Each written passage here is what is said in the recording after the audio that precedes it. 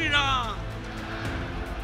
भारत माता की, भारत माता की। दिल्ली के भारत मंडपम में बीजेपी का 2 दिवसीय राष्ट्रीय अधिवेशन चल रहा है। इस कार्यक्रम में प्रधानमंत्री नरेंद्र मोदी भी शामिल हुए। पार्टी अध्यक्ष जेपी नड्डा ने शॉल पहनाकर मोदी का स्वागत किया।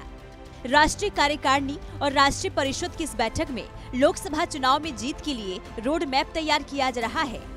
अधिवेशन के पहले दिन राष्ट्रीय अध्यक्ष जेपी नड्डा ने पार्टी कार्यकर्ताओं और पदाधिकारियों को संबोधित किया। पिछला दशक उपलब्धियों से भरा रहा। कार्यकर्ताओं ने जमीनी स्तर पर काम किया। 2019 में हमने 2014 का रिकॉर्ड तोड़ा। आज एनडीए की 17 प्रदेशों में सरकार है। हमने संघर्ष का समय देखा है। 8 में से 6 लोकसभा चुनाव जीते हैं। बीजेपी का वोट शेयर लगातार बढ़ रहा है। बंगाल में भी हम सत्ता में आएंगे। 7 दशक में हमने कालखंड देखा है। राम मंदिर बनाकर प्राण प्रतिष्ठा करके दिखाया है। भव्य राम मंदिर और रामलला को विराजमान होते वहां देखते हैं।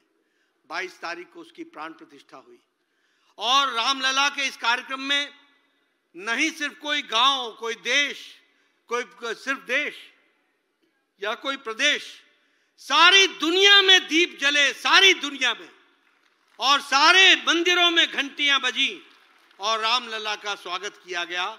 और यह भी हमारा वैचारिक अधिष्ठान जो था उसको हम लोगों ने पूरा किया। इसलिए अगर हम कहें इसके साथ साथ तो हमें खुशी होती है। अभी अभी आदरणीय प्रधानमंत्री जी ने, जो हमारे भारत के महान सपूत रहे, जिन्होंने देश के लिए, समाज के लिए अपना योगदान किया, उनको भारत रत्न देकर के भी एक बहुत बड़ी पहल करके और भारत रत्न देकर के उनके कार्य को, उनके जीवन को समाज में स्थापित करते हुए उनको एक तरीके से रिकॉग्नाइज करना, उनको इज्जत देते हुए जो ये भारत रत्न का कार्य किया। जेपी नड्डा ने तब का जिक्र किया जब वो 2014 से पहले सरकार बनाने की बात करते थे और विपक्ष उनका उपहास उड़ाता था। लेकिन उसके बावजूद हमने 2014 और 2019 में दोबारा सरकार बनाई। कि पिछला दशक जो गुजरा है वो प्रधानमंत्री मोदी जी के नेतृत्व में उपलब्धियों भरा है, उपलब्धियों से भरा हुआ है। ये हम सब के लिए बहुत ही खुशी का विषय है। वही 2014 में मोदी जी के नेतृत्व में भारतीय जनता पार्टी 31.3% पर पहुंच करके खड़ी हुई और 2019 में हमने अपना ही रिकॉर्ड तोड़ा। जहां 282 से 303 सीटें आई, वहीं हम 31% से बढ़कर 37% हमारा वोट शेयर बढ़ा। यह भी हमको ध्यान में रखना। आज हरियाणा में 2014 के बाद हमने पहली बार सरकार बनाई।